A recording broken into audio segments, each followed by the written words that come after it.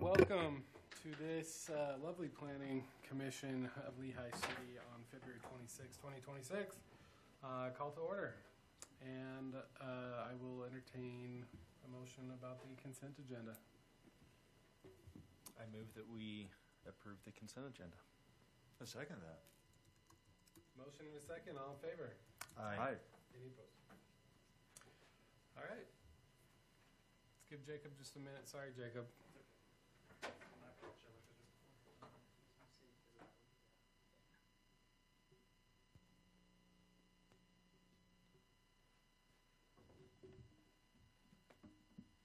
you already approve the minutes? We did. Oh, you're so fast. 7:01. No. Where you been? Okay. All right, we are good to We're go, good to go. for the regular Okay. agenda. Jacob, take us away.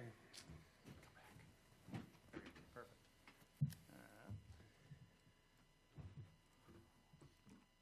Okay.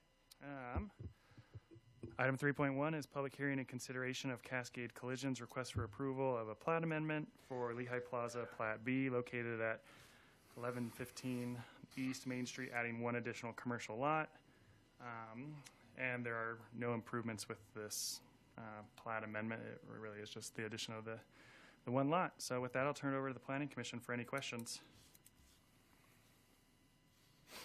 Any questions for staff? Which lot is it? That's the new one. It's Lot 4. Lot 4. So they're just adjusting the lot line to the east there, or I was looking at this and I couldn't quite figure out which.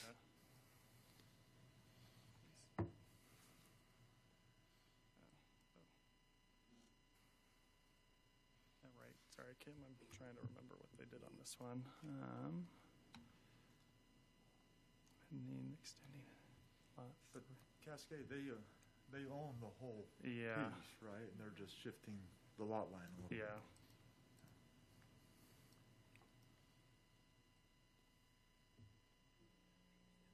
Oh, was that? They were just including. So I guess that piece wasn't part of the original subdivision area, so they were just adding that in as part of the land they own. Thank you. Yep. Any other questions for staff? Is the applicant present? Which would be Cascade Collision. They're not. Did anybody? Yeah, test. Did anybody have questions for the applicant? Or are you guys comfortable if we move forward? Okay, this is a public hearing. At this time, if anybody is here from the public that would like to speak to item 3.1, this is your time. Seeing the mad rush slow down, we will close the public hearing and bring it back for further communication or a motion. I don't see any issues with this. Does anyone else? I didn't see anything that stood out. Okay, putting forward a motion for item 3.1, public hearing and consideration of Cascade Collision's request for approval of a plot amendment for Lehi Plaza Plot B located at 11115 East Main Street, adding one additional commercial lot. Moving that we approve the proposed plot amendment with the findings being that the commercial subdivision is just legal subdivision, subdividing of land, that it does meet the requirements of the commercial zone, that it does meet the requirements of the development code, and please include the various DRC comments. Second. Motion and a second. All in favor? Aye. Any opposed? All right. 3.1 passes, moves forward. 3.2. Actually, I think this was just the approval. It's done here. You're good. Done. Yep. Yep. Sweet. Okay. Item 3.2 is public hearing and recommendation of JDH Development's request for review of the Vivian Estates Phase 5 zone change on 11.58 acres located at approximately 2125 North, 600 East, changing the zoning from TH5 transitional holding to RA1. And this matches the general plan designation for the property of VLDR. It's for the development of future phases of Vivian Estates. And with that, I'll turn it over to the Planning Commission for any questions. Any questions for staff? Is the applicant present? come on up. State your name and tell us anything that we didn't hear from the lovely report. Name is Austin Cooper, and no, it's basically the same. This is phase 5 of Vivian Estates, so it's just the next phase, kind of transition into getting ready to do the development. Okay. Any questions for the applicant? Pretty light tonight. Okay. Okay, thank you. This is a public hearing. If anybody is here to speak to item 3.2, this is your chance to come up. And we will close the public hearing and bring it back to the commission for further communication or a motion. I didn't have any heartburn on this one just because it's in line with the general plan, transitioning it from the TH5 to the RA1. Agreed? Same. Agreed. Right, chair error.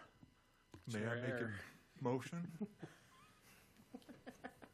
I've been Yes, you working. may. I've been working on that all day, so Although- I'm glad you giggled. Thank you. Noreen will get mad at you if you ask permission. You're Oh, not really? supposed to Chair error. I'm going to make a motion. do it. On item 3.2, public hearing and recommendation of JDH Development's request for review of the Vivian Estates Phase 5 zone change on 11.58 acres located at approximately 2125 north, 600 east, changing the zoning from TH5, the transitional holding, to RA1, residential agriculture. I move that we recommend approval of the proposed zone change and that it does fit with the general plan. And it will allow the property to develop in a similar way that's around it. And please include all DRC comments. I'll second it. Motion and a second. All in favor? Aye. Any opposed? Motion moves forward. When does this go to City Council? It should be, let's see, probably the end of March, it looks like, March 24th. There you go. Yep. All right, 3.3. Okay. Item 3.3 is public hearing and consideration of Symphony Homes' request for preliminary subdivision, approval of Fox Trail, an 8-lot single-family residential subdivision located at 1500 North, 2850 West. You may remember the concept from a few months ago. I was here that night. So this is, like I said, 8 lots. They range in size from 16,000 to 33,000 square feet. And then the flexibility was granted with the concept in the lot sizes as part of the density in lieu, which was an agreement because of the decision to widen, or the necessity to widen 1500 North. So that one lot of flexibility in lot sizes was granted. And the project still meets the base density of 1.75 units per acre, which is what the R122 zone would typically require. So with that, I'll turn it over to the Planning Commission for any questions. Oh, and I guess I should also note for Ken again and for everyone, this is not a PUD. It was just the density in lieu. So. Understood. Any questions for staff? Is the applicant present? Hi, I'm Russ Wilson with Symphony Homes. Happy to answer any questions. Anything else that we should hear that Jacob maybe missed? I don't think so. We're excited to get moving forward. Great. Thank you. Any questions for the applicant? All right, we're pretty easy tonight. Keep All it right, simple. this is a public hearing. If anybody from the public would like to speak to this, and I know there were some There's online 2, comments that yep. we'll get to, this is your time. I'd like to quickly. Yeah. I'm one of the Oh, online perfect. comments too. So, Paul Jones. I live backed up to that lot right there. First, I just want to say thank you to both Symphony and the city. You guys have been working with us for a long time on this, and I appreciate everyone going back and forth on this and working through it. We're still not super happy that all these lots are much less than a half acre. The only change when we went from 9 lots to 8 lots was that the 2 lots that were already a half acre are now bigger. But the other 6 lots are still the same size. They're all still less than a half acre, which isn't really what the zoning suggested they should be. To be honest, like we're at a bit of an impasse. I mean, you guys may think we're good and we're going to go ahead, and that's fine. But I would love to see actually the connectivity revisited on this. The main reason we can't get those lots bigger is because we're forced to put that road through right there. And I understand the connectivity laws and the reasonings behind it, but there's another road just 2 houses away. It's about 200 feet. It's really not very far. So I don't know that the connectivity is really getting us what we want. It's just making all of the homeowners less happy about where they're at because the lots are not the way they are supposed to be. So I think that's my only comment. I'd love to have that revisited before we run through again. So thank you. Thank you. Anyone else? Do you mind reading those? Yeah. So Stephen Hansen mentioned that, I guess I'll just read it since this one's actually pretty short. As an adjacent neighbor, I like and prefer this 8-lot plan over the previous plans.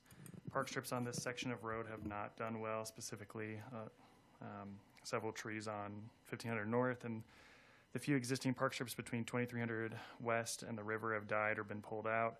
Perhaps hardscaping would be more appropriate. Also, any chance improvements to the surrounding fence can be required, replacing the cattle fence for a standard residential fence. And then Mr. Jones gave his comment already, so yep, you're good. Okay. And Mr. Jones, we did read it as well. So we'll close the public hearing, bring it back for further discussion. I guess, Kim, do you want to discuss kind of the reasonings for our connectivity standard?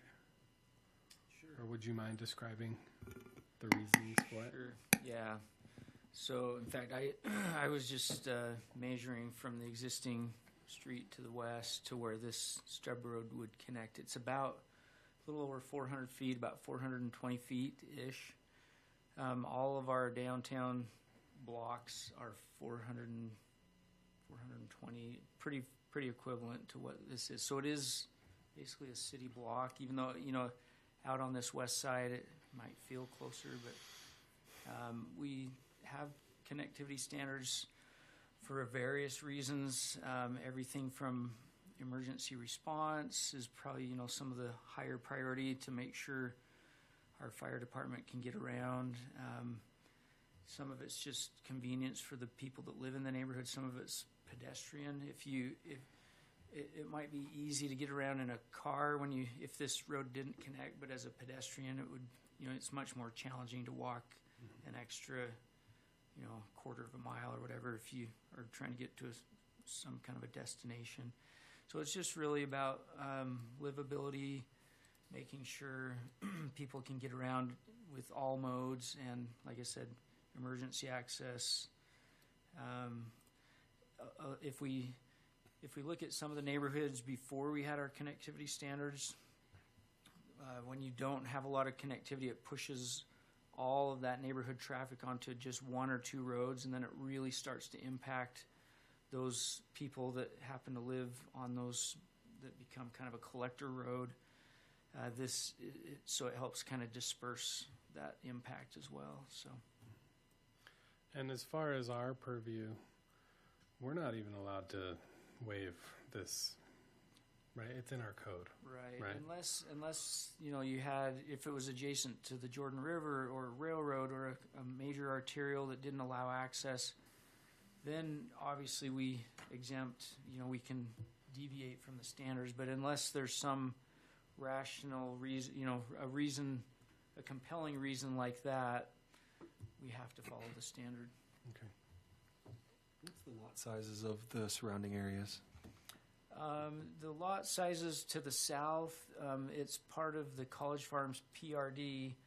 And so although they were zoned RA1, which is a 15,000 square foot minimum, some of them are smaller than that because they as a PRD, they were able to, similar to this, they had flexibility on frontage and lot size. They dedicated a large piece of open space over there on the Jordan River, and then they have a small park for the neighborhood as well. So that open space, it's kind of a trade-off, and we got the open space in lieu of them being able to have a little bit smaller lot sizes. So I guess Jacob can click on a few it looks of like these. several of these are around 0.45, so they're a little bit under the 22,000, but a little bit bigger than the ones in the Fox Trail subdivision. And R122 requires half-acre lots, right? And the reason that we are considering under is because of the widening of the road? Correct, yeah. They asked, originally they had asked for 2 additional lots. The base density is 7 lots. They asked for 9, and they were offering to do some additional landscaping along 1500 North. They still will have to put some landscaping in, but it was going to be wider with some entry monuments. When it went through the concept review, they were granted 1 additional lot, not the 2, so that they're now at the density of 8. So, and that's a trade-off versus the city having to reimburse for the additional pavement and right-of-way on 1500 North. It's a tool that we've used quite a bit over the years to help pay for those additional road widening impacts. Instead of taking that money out of our road impact fees, we can use more of that money for putting sidewalks downtown or other bigger projects. So. And just for, I guess, an understanding from the public as well as us as commissioners, that is a city council decision, right? We can give a recommendation, yay or nay, but really we're looking at code, does it fit, et cetera, and then city council decides if they're comfortable with, they hold the purse. We don't hold the purse in this body, right? So we give our recommendation and then they make the final decision if they are allowing that in lieu of density or in lieu of the improvement. So just for protocol of what we're doing here. Any other questions for staff? Yeah, one question. I expect staff probably does not have on hand the number, but I'm curious if the road were not widened, would those lots, would they meet code?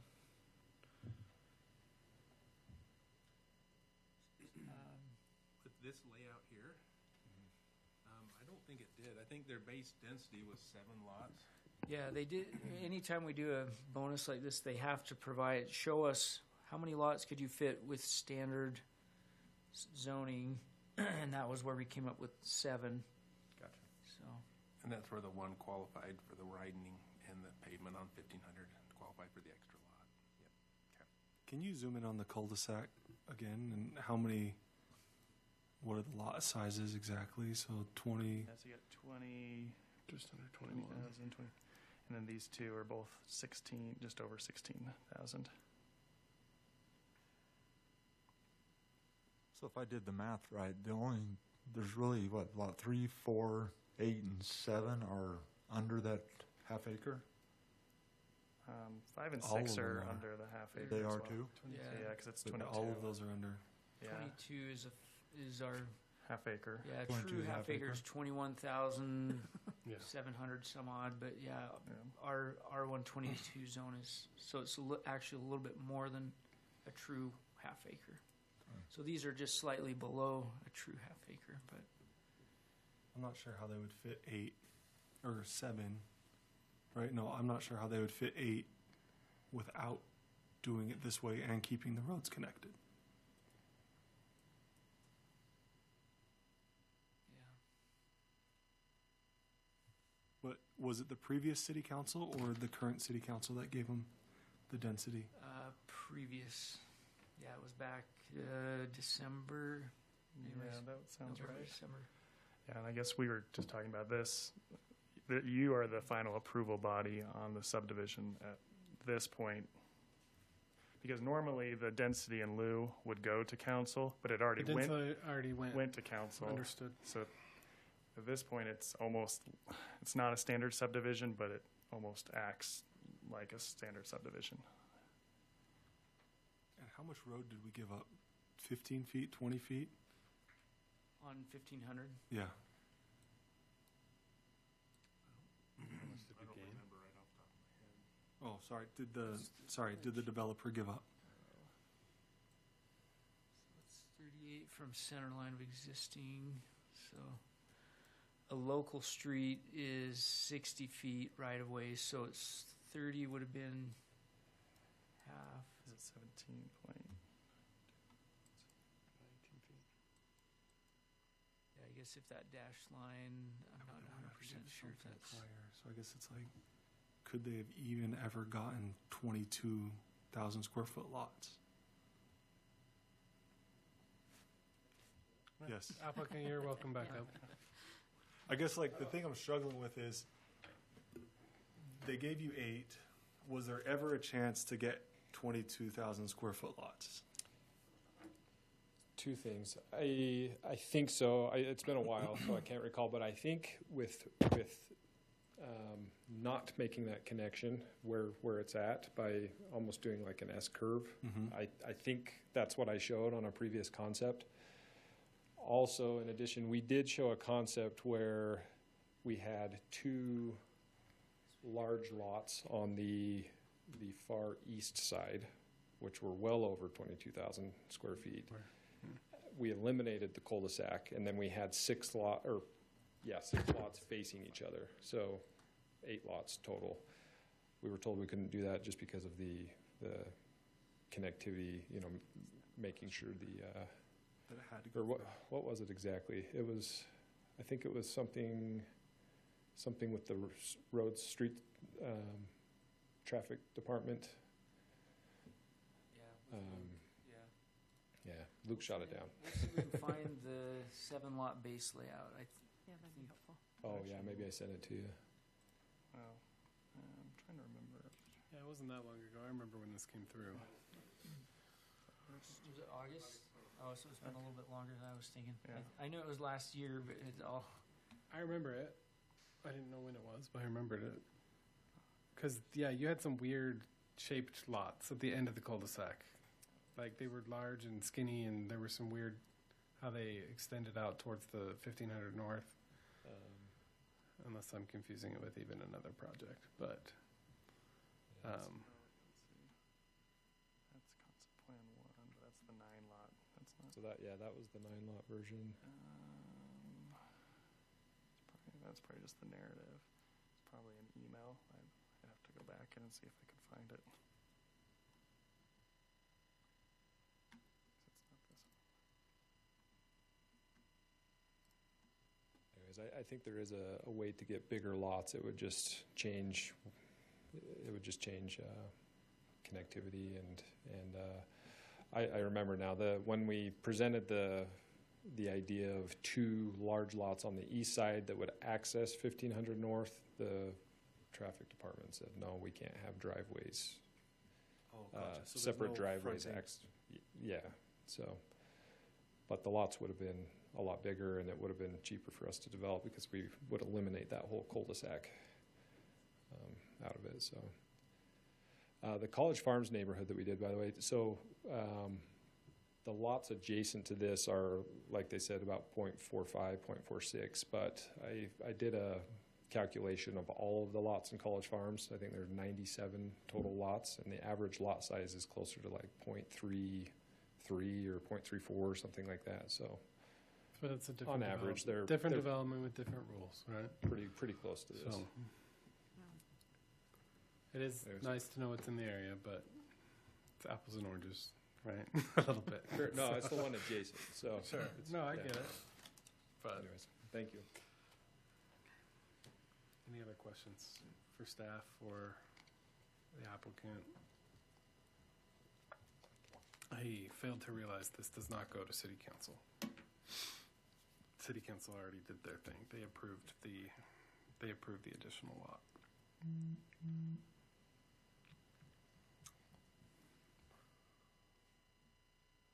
Any other discussion? By way of discussion, I'm conflicted in that it's not, I don't see this as being a big change, a big thing to approve, but I just ask myself, like, where do you draw the line as far as shrinking lots? And I'm not sure where the line is. Legal, from your perspective, I know you've been waiting for us to turn towards you.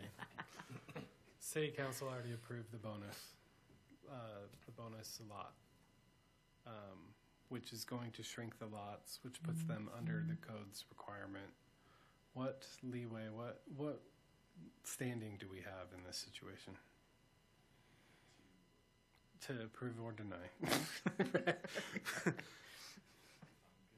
him real fast if he has any input on that while I do some research.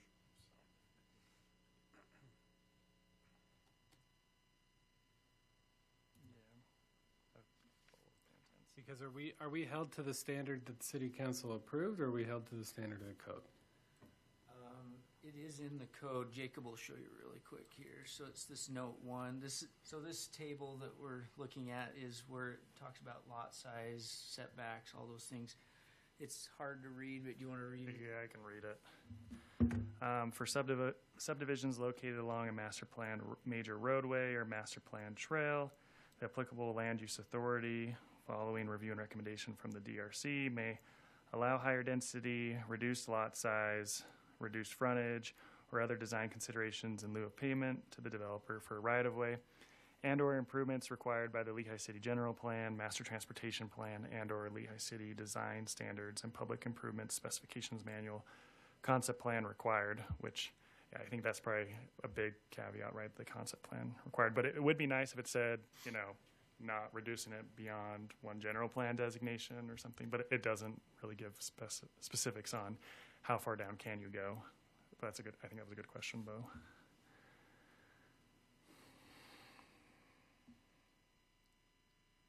So yeah, bottom line, by code, you have the ability to approve it, and where it's already had the concept plan approved by City Council, that's the direction that Changing the connectivity isn't an option. The road has to go in. It has to be there. Yes.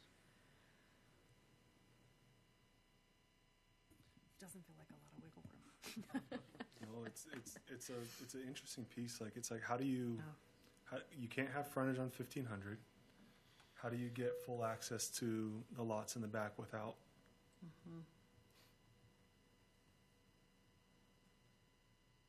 Like, you could make it 2 lots or under by shrinking those 2 on the corner and making them really small. But then that doesn't, instead of having 4 or 5 that are 1/3 acre or larger. So please forgive my naivety. Someone said earlier that we can't get away from the 8 lots, but couldn't we remove one of these lots and then the remaining 5 lots there just absorb that land, bring them all up to code? I would. I think. I'm guessing this might be a good legal question too, but that probably would have been a decision made before, right? When this came to Planning Commission and City Council. Right, that's not a decision for our body. Yeah. That's a decision 'Cause for you could City have said- Council, and they already made their decision of granting. Because I guess you would have said Lehi City, you eat the cost on the road improvements. We're not giving the density. Right. Maybe not a question for legal. we're- Maybe I just nailed But it. we're past that. We're past that moment. Yeah. They asked for 9. It was compromised. They got 8 out of 7. It was and I'm trying to find it. I know they had a layout that met the 22,000. That's how we established that baseline. And then they asked for 9. Council gave it a haircut and gave them 8 out of the 9. So, but yeah, that was a decision made last year to allow the additional density in lieu of the right-of-way.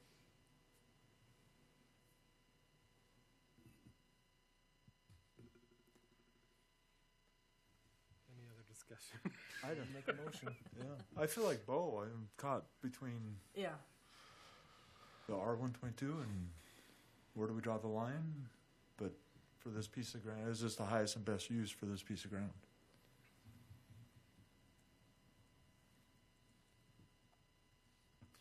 And honestly, I probably agree that it is. given everything that we've heard so far, I think it probably is the best use. I don't like that we're shrinking lot sizes. And that decision's been made by city council. So we're kind of in a pickle, I think is what we're in. I don't think we're in a pickle. I think it's pretty straightforward. The city council approved it, and so I'm not even considering the lot size. Yeah. I'm considering the layout, the connectivity, and the, subdivision approval. Can you go back to the map just 1 second? The one that's This one? yeah. Zoom out just so we can see. There you go.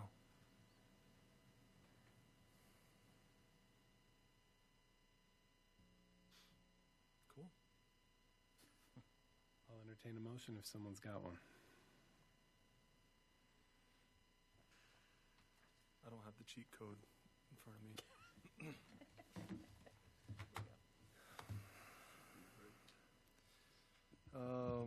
I'll make a motion. Is it the proposed subdivision does meet the requirements of the Lehi City Development Code in regards to the subdivision approvals, and that we include any DRC comments. Are you giving a positive? Positive. Yeah. Positive approval of it. Motion. I'll give a second. Motion and a second. All in favor? Aye. Aye. Aye. Any opposed? Aye. Did you get that, Kate? All right, motion does pass. Thank you. And thank you for your time. 3.4. Item 3.4 is public hearing and recommendation of Lehi City's request for review of a development code amendment, adding Chapter 12D flood damage prevention in compliance with FEMA requirements. Unfortunately, our stormwater reviewer, Shelby Brewer, was sick and she was going to attend and present this. She was the one who worked on this. So if you have a lot of questions, we may need to table it. But otherwise, what I can tell you is this chapter, it's a new edition. It focuses on flood damage prevention and controlling development in flood-prone areas. And we had to do this because FEMA recently remapped the area. We were asked to update the ordinance, but since we did not have an ordinance, we needed to create the ordinance. So there's a lot of definitions in here and then some specific regulations. So with that, I'll turn it over to the Planning Commission for any questions. Thank you, Jacob. Questions for staff? This is one we can table. We may. We can To table when? anything. To what period? Till when? Because the author, I'd love to hear from the author and what she has to say about it. Yeah, and I think to the next meeting, if that was your decision.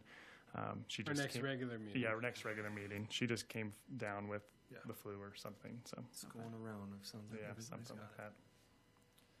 And I think the big thing on this, she mentioned to us, we have to have this adopted by, is it July 1st or June? Yeah. and then There's a that's- timetable, but it's not, We're not you're not, pushing up against it. yeah. Not tight. But yeah, I guess if you want to hear more, ask more questions about it, definitely could table it. At some point, we have to adopt something, I guess is, This is being pushed by FEMA's new Pushed by definitions. FEMA, It's yeah. not necessarily an outside force other than that Yeah, that's pushing for correct. this. Yep. Got it. And that's just because they updated their survey in the area. exactly. And I think it also, I think it also affects, like if we had a flood and if we're applying for emergency funds and things like that, the federal government requires cities to have something along this lines to. Does this add protection for our residents as well, or is that just the city if we're applying for funds? That's a good question. Yeah, I Like, don't know. does the residents have to have something to lean on in our code as well? I would think it's probably just more for federal, which comes Sure, down through the sure. cities. But yeah, I mean, it does add some additional layers of regulation. If you're gonna develop in the floodplain, it has very specific requirements, so. It goes way beyond, we have some basic things that say, really, we try and encourage people not to develop or do anything in the floodplain.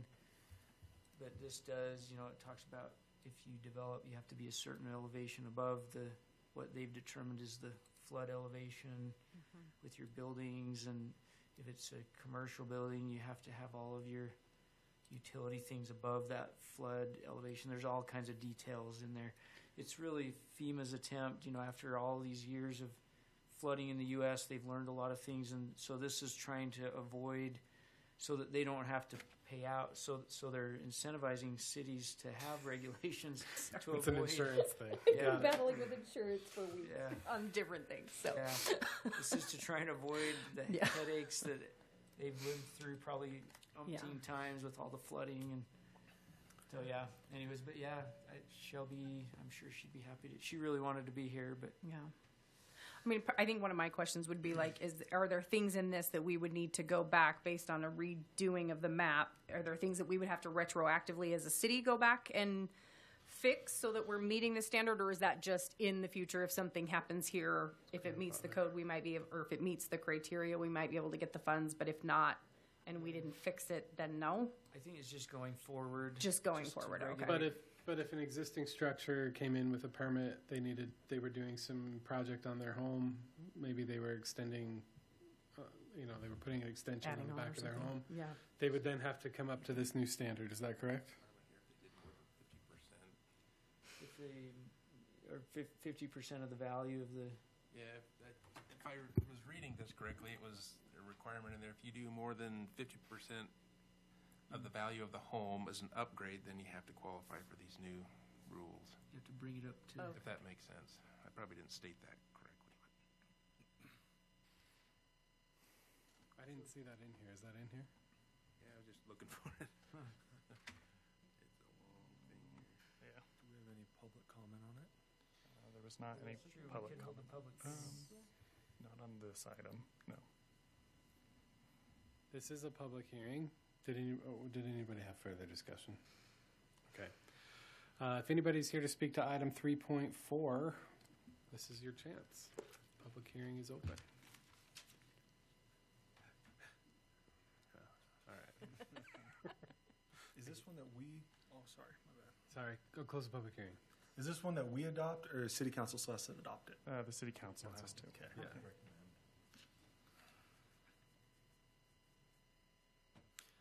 Well, I'm also sad that Shelby isn't here to present this. I'd love to be able to better understand it from her. I am happy to also put forward a motion if we don't want to table it. City council's got to approve it anyways. Yeah, if we were the last body, I would feel less comfortable, but with it going to city council and her having a chance to present to them. There, yeah. All right, okay, item 3.4, a public hearing recommendation of Lehigh City's request for review of a development code amendment adding chapter 12D, flood damage prevention and compliance with FEMA.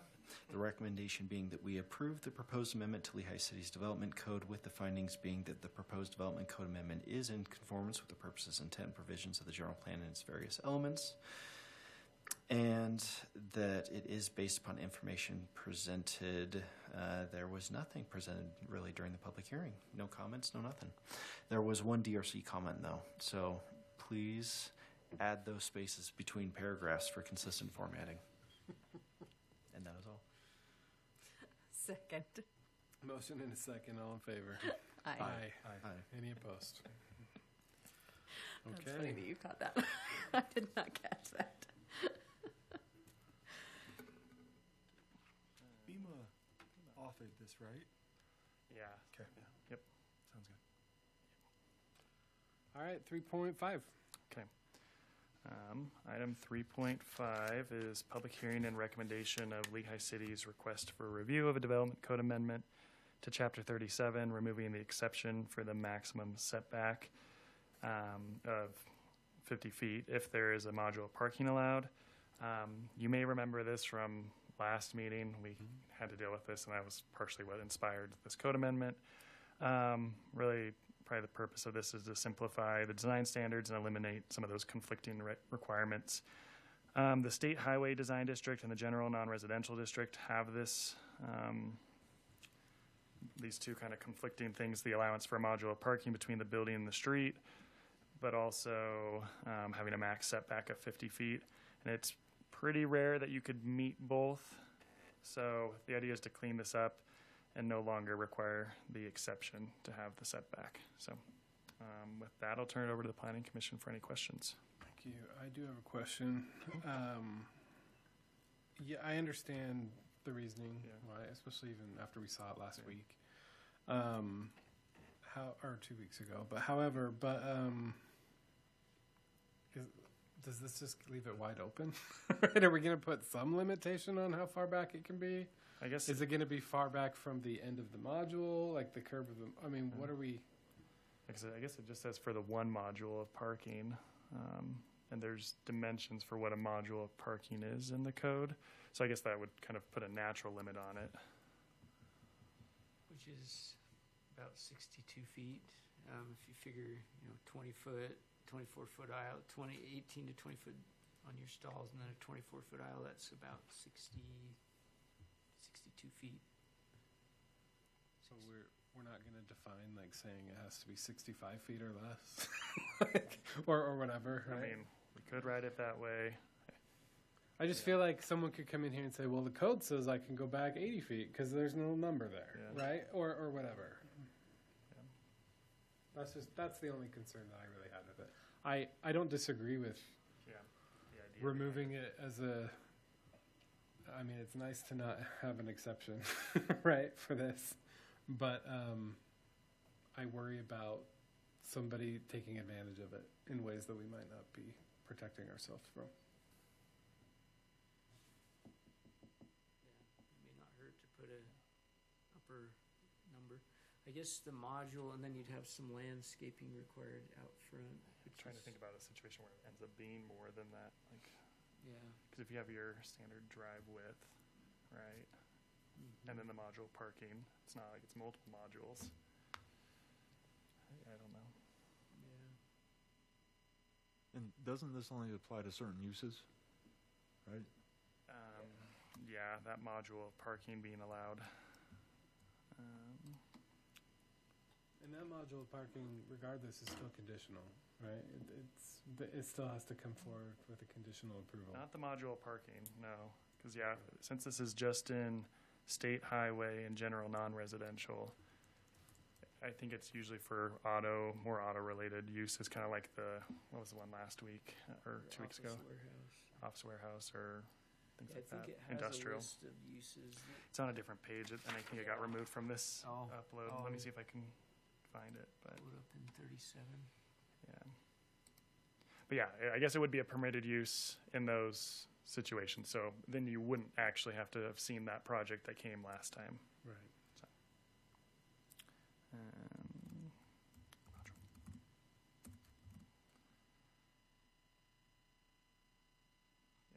So here's kind of the list.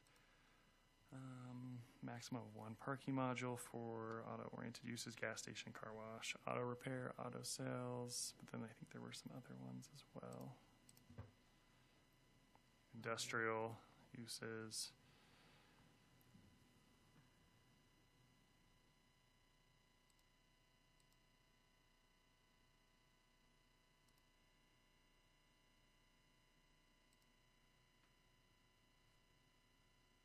Typo right there.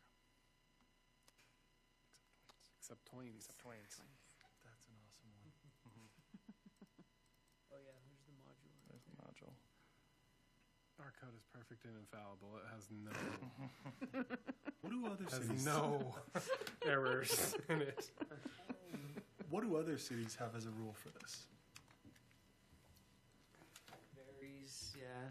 Some cities are like, maybe Park City is on the other extreme where they allow, very rarely do they ever allow parking in front of a building, especially in certain districts. And that's why we do regulate it by, we have different design districts. So if this was Main Street or downtown, then we probably wouldn't want this to apply. We want the buildings to be up to the street, but for these specific uses where they're very much more auto oriented, that's where we've decided to not hold on to that standard. We used to say across the board our preference was always to orient the building to the street, but with gas stations, some of those uses, it's just so difficult to get the pumps and the people to be able to pull in. Not have to drive literally around the back of the store to get to the pumps. So we just said, okay, this doesn't fit all sizes, so. And that's where the general commercial, so yeah, if we were to go into some of the other districts, this isn't even An option. allowance, yeah. Mhm. But I do think it'd be a good idea to give a maximum setback Yeah, to make that clear that so You we have an don't actual have to, ceiling, like an Yeah. actual. Yeah. so we don't play that game.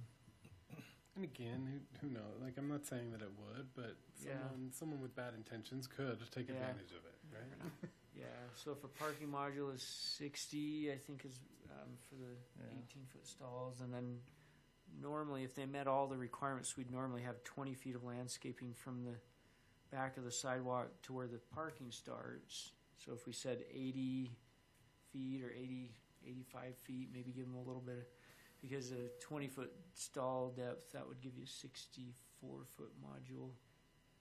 74, 84. If we said 85, that would be, that would keep it as tight as we could. Yeah, you could say with, no more than 85-foot total or something like that. That would just be my suggestion, Yeah. that we give Yeah. some limitation. Yeah, to it. so you could just say Yeah. maximum setback of 50 feet shall be allowed for building except for uses or unless a modular parking is allowed, in which case the setback may be allowed up to 85 feet or something like that. Not to exceed 85 feet. I don't know what the right number is, but whatever you guys are comfortable with, I think Yeah. we should put a number in there. Yeah, I'd rather have somebody have to come and ask for an exception and explain why they need additional space than to just give somebody the freedom to do it, whatever they wanted. But I also really appreciate that we wouldn't have to see it. So, Did I miss a really good meeting last time? no. I just feel like this issue's popped up, I don't know, several times over the last few years. Oh, okay. Oh, It's like one of those ones that's just like it's a reoccurring issue. So we just finally decided to Yeah. amend the code. Yeah, because we generally allow Granted, the modular yeah. parking I think it was for for all- certain uses, yeah. right? I think it was for probably all those businesses along Boston Street. They all Right. came in for the same Every exception: one the of them did. landscaping one, the swim school. Yeah. So, Okay. this is sorry, did anybody have any other questions for staff? This is a public hearing. This time we'll open the public hearing for item 3.5. If you're here to speak to this item, this is your chance. Seeing none, and there were no comments online, Not correct? for this item. We'll close the public hearing and bring it back for further discussion or a motion.